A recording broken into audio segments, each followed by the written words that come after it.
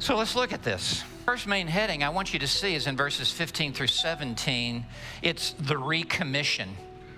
It's the recommission because with these diagnostic questions, Jesus is actually recommissioning Peter as the leader of the ministry team and as the primary preacher and the primary speaker in the early church. That's what Jesus is doing here. He is recommissioning Peter. So beginning in verse 15, let's walk through this. So when they, the disciples, had finished breakfast, remember it was prepared by Jesus. So this is an immediate transition. They're still around the campfire. They have just finished breakfast. That there's not a time lapse. This now, in this intimate setting, with all of the disciples there, all 7 of them, and Jesus, Jesus said to Simon Peter, Simon Peter, the one who has denied the Lord 3 times. Simon Peter, the one who said, I'm going fishing, and pulls the whole ministry team in another direction. Simon Peter, who's acting like old Simon before he was converted. Jesus said to Simon Peter, Simon Peter, do you love me more than these? That's quite a question to be posed. The word for love here is agapeo. You no doubt are familiar with that word, agape, love. It's the strongest word for love in the Greek language. It speaks of a love with deep commitment and strong affection, a fierce loyalty to the one you love, passionate about the one you love. And Jesus just puts all the cards out on the table. He cuts to the chase. He gets to the bottom line. He peels back the layers. Do you love me? And then he adds, more than these. Now, what does that mean? More than these. These what? Well, there's 2 possibilities, and it could even have both in mind. The most obvious is, do you love me more than these other disciples? Because it was just a few days ago you told me you did. They will all deny you, but I will never deny you. So you elevated yourself above the other disciples. You put yourself on the pedestal. You thought so highly of yourself. You said, oh, they'll fall away. They'll deny you, but I will never deny you. And you know what happened? Peter needed an after-footment. Peter denied the Lord 3 times. And the other disciples know it. And so this is somewhat of a, though intimate, a public setting here. And Peter needs to be reinstated. And so Jesus, this is like an ordination exam. Do you love me more than these other disciples here? Because you said that you did. The other possibility is more than these fishing boats and these nets and these sails that you've gone back to. In other words, do you love me more than the world? Do you love me more than these other things that I've already called you out of? Do you love me more than these things? And with this diagnostic question, Jesus went for the jugular vein. And what he is asking is, Peter, where is your heart? Where is your life? Where is your love? Where is your devotion? And by asking the question, it is obvious that his love is not where it needs to be. Or he would have never denied the Lord. Or he would have never gone back to fishing.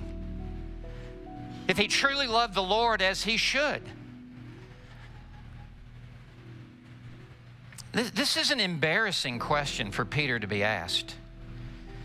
In front of the other disciples, can you imagine your wife or your husband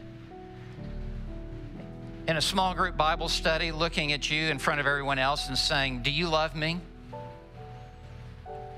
That would be humiliating. That's what's going on here.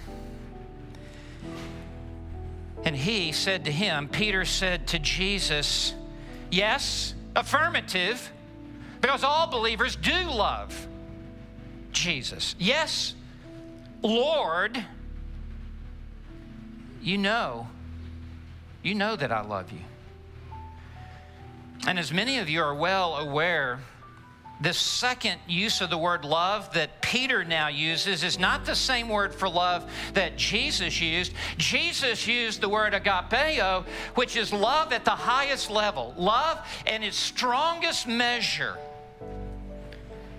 Peter says, yes, Lord, you know that I not agapeo you, but I phileo you, which speaks of brotherly love. That's what the word, for example, the city of Philadelphia. It's the city of brotherly love. It's kind of a friendship love. It's a step down from agapeo love. It's a love of kind of buddies. In other words, well, Lord, you know I really like you. And this is a true statement. Jesus said to him, the end of verse 15, Jesus said to him, and this is so dramatic of an encounter, you could almost hear the grass growing as Jesus is drilling down. It's like Peter is in the dentist chair, and Jesus is drilling down. Now, this is an amazing thing that Jesus says. This is important to us today. Jesus said to Peter, said to him, "Tend my lambs." We would have thought Jesus would have said, "You're on the B team now. Turn in your game jersey. Get back with me in 2 years and we'll see if you're fit for leadership." No, Jesus is so gracious. Jesus does not bench him. Jesus actually affirms him in his call to lead and to minister and to be the point man of the leadership team. He says, "Tend my lambs." In other words, lead and feed. And just remember, these are my sheep. These are my lambs. They're not yours, they're mine. I'm just putting you in charge over my lambs. And lambs here is a metaphor for all believers, because lambs are weak and defenseless and easily led astray without a shepherd, just like we all are without a shepherd. And so Jesus here, amazingly, in front of the other disciples, recommissions Peter. This should speak volumes of encouragement to every one of us here today, that you don't have to be perfect in order to be used by God. Otherwise, none of us would be used. And in no way is this elevating Peter's denials and Peter's really impetuous going back to the fishing nets. But what this is saying is that where sin does abound, grace does much more abound. And Jesus is so ready to put Peter back into the starting lineup. But Peter is going to have to come clean with Peter. Jesus knows where Peter is. Peter needs to know where Peter is. So look at verse 16. He, Jesus, said to him, Peter, again a second time. So Jesus now, this is like second verse, same as the first. He's drilling down even deeper. He's picking the scab, and it's bleeding a little bit more right now. Simon, son of John. And I told you last week, whenever Jesus addresses Peter as Simon, that's not an encouragement. You're acting like your old self before I called you to myself. Simon, son of John, here it is again. Do you love me? That's the issue. Now, please note, he does not add more than these this second time. Jesus softens this probing question and in essence is willing to meet Peter halfway. He just simply says, do you love me? And again, I want to underscore that Jesus knows exactly what's in Peter's heart and where Peter is. The point of the question is not for Jesus to secure information he does not already have. The point of the question is for Peter to look into the mirror and look into his own heart and into his own soul. Is there love for Jesus Christ in my heart? Peter, you need to answer this. And he, Peter, said to him, Jesus, yes, Lord, you know that I love you. And Peter has to come clean. And Jesus says, do you love me with an agape love? And Peter says, Lord, you know that I have a phileo love for you. Peter knows he can't blow smoke with the Lord. Peter knows that he can't fake it with the Lord. Peter knows that the Lord knows exactly where he is. This is a time for Peter to come clean, and he does. And he says, yes, Lord, you know that my love is less than what it should be for you right now. That I've become distracted, that I have been pulled away, that I have fizzled out, that I have collapsed when the test was put to me, that I have been distant in my relationship with you, that I have not been abiding in you like I should be, that I have been away. You know that I do not love you like you are wanting me to love you. We got to give it to Peter. He's not like the Pharisees. They just try to cover up their fake religiosity. Peter says, you know that I only have a brotherly love for you. That the embers in my heart have been cooled off. That the flame has died down. That I don't love you as much as I have loved you. Jesus said to him, the end of verse 16, shepherd my sheep. This is like a reenactment of Jonah. This is God of a second chance. This is the grace and the forgiveness of Jesus Christ towards Peter, who has been Mr. Big Talk and has fumbled the ball. He's faltered. He's failed. And Jesus says to him, shepherd my sheep. That the purposes of God must inevitably go forward. I have appointed you. You will be my preacher on the day of Pentecost, and you will be my primary preacher in these opening chapters of the book of Acts. And not even you can mess this up. Peter is riding a wave of destiny here, and Jesus says, shepherd my sheep. It's the very same idea as tend my lambs. There's good news in this. Because here today, there are many of us, perhaps even me, surely even me, who's not where I need to be. And maybe that's you. Well, I want you to know that there is much grace and much forgiveness from the Lord.